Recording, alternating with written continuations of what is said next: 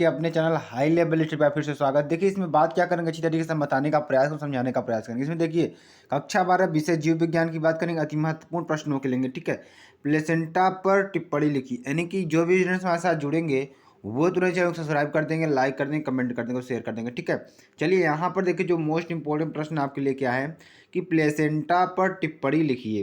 ठीक है, पहला प्रश्न क्या है, बिना समय गंवाए हुए आपको अच्छी तरीके से हम समझाने का प्रयास कर रहे हैं।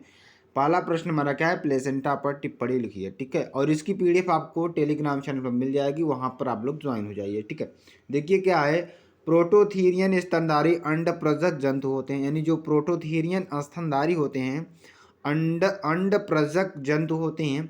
अतः इनकी भ्रूणीय झिल्लियां इसके सरीसृप पूर्वजों के समान होती है। ठीक, किसके समान होती है, इनके सरीसृप पूर्वजों के समान होती है। ठीक, आगे देखिए अगला प्रश्न क्या है, लीडिंग कोशिकाओं द्वारा संश्लेषित व स्रावित वृषण हार्मोन का नाम लिखिए।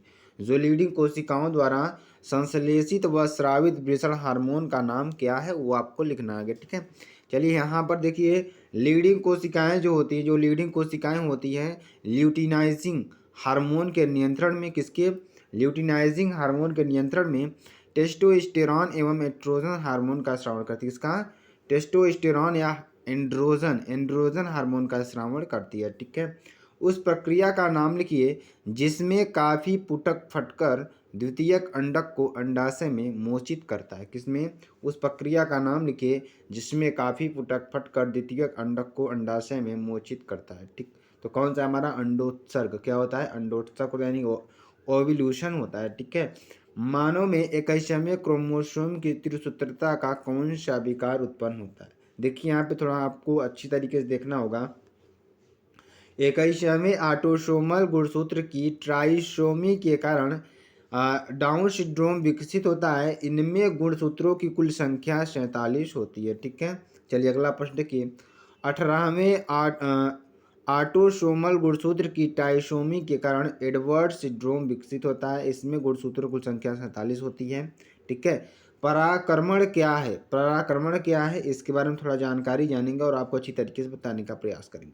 पराक्रमण वह प्रक्रिया है जिसके अंतर्गत, पराक्रमण वह प्रक्रिया है जिसके अंतर्गत वायरस के द्वारा, किसके द्वारा, वायरस के द्वारा डीएनए का स्थानांतरण एक जीवाणु से दूसरे जीवाणु में किया जाता है। ठीक है, जो विषाणु जो जीवाणु का स्थानांतरण है वो किसके द्वारा, एक दूसरे जीवाणु से दूसरे जीवाणु में किया जाता है। ठीक है, डीएनए का स्थानांतरण। चलिए आगे देखिए, प्रतिजैविक से आप क्या समझते हैं, दो प्रतिजैविकों के नाम लिखिए।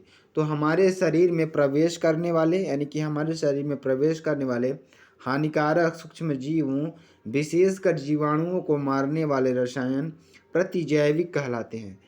इनका उत्पादन सूक्ष्म जीवों द्वारा ही किया जाता है। दो प्रमुख प्रतिजैविकों के नाम निम्न हैं, कौन कौन से, पेनिसिलिन, स्ट्रेप्टोमाइसिन, क्या, पेनिसिलिन और स्ट्रेप्टोमाइसिन। अगला क्वेश्चन देखिए, उत्पादक तथा अपघटक में अंतर लिखिए, यानी उत्पादक तथा अपघटक में क्या अंतर होता है इसके बारे में थोड़ा आपको बताना है।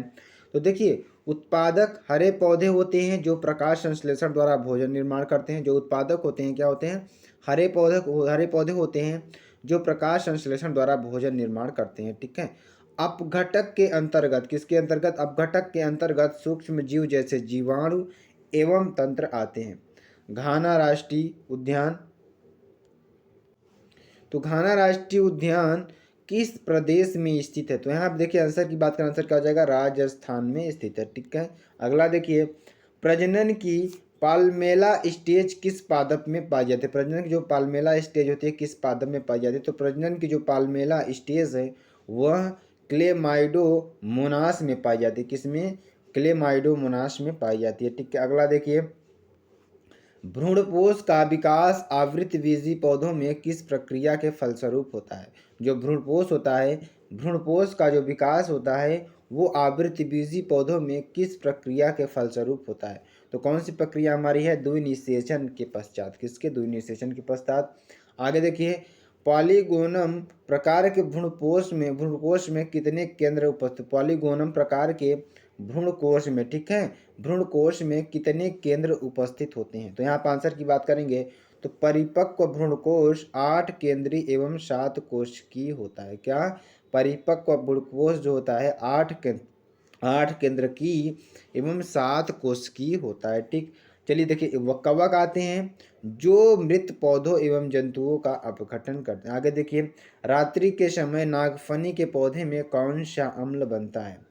तो देखिए रात्रि के समय जो नागफनी होता है इसमें आपका मौलिक अम्ल बनता है। क्या बनता है? मौलिक अम्ल बनता है। ठीक है, समष्टि समष्टि और समुदाय की परिभाषा दीजिए। तो समष्टि क्या है? किसी खास समय और क्षेत्र में एक ही प्रकार की स्पीसीज के व्यष्टियों या जीवों की कुल संख्या को समष्टि कहते हैं। समुदाय किसे कहते हैं? किसी विशिष्ट आवास स्थान की जीव समष्टियों का स्थानीय संघ समुदाय कहलाता है। ठीक है, आगे देखिए अगला देखिए जो प्रश्न वेरी वेरी मोस्ट इंपॉर्टेंट है, जैव विविधता की परिभाषा लिखिए, इसके संरक्षण की 2 विधियों का उल्लेख कीजिए। तो जैव विविधता की परिभाषा देना है और इसके संरक्षण की 2 विधियों का उल्लेख कीजिए।